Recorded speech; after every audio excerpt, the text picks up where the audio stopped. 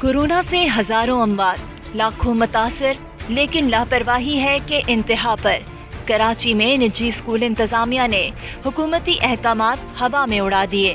पाबंदी के बावजूद शेरशाह में स्कूल धड़ल्ले से खोले जा रहे हैं। SOPs का भी ख्याल नहीं रखा जा रहा।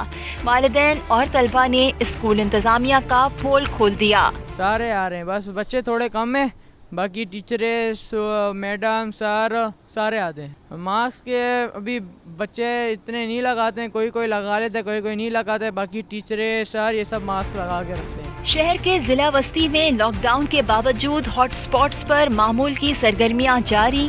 जिला इंतजामिया नोटिफिकेशन जारी करने के बाद से गायब। दुकानें खुली हैं, रेस्टोरेंट्स में इंडोर और आउटडोर डाइनिंग सब चल रहा है, कोई पूछने वाला नहीं। लियाकताबाद में भी लापरवाही उरूज पर, शहरी एहतियात बलाए ताक रख कर खरीदारी में मसरूफ है।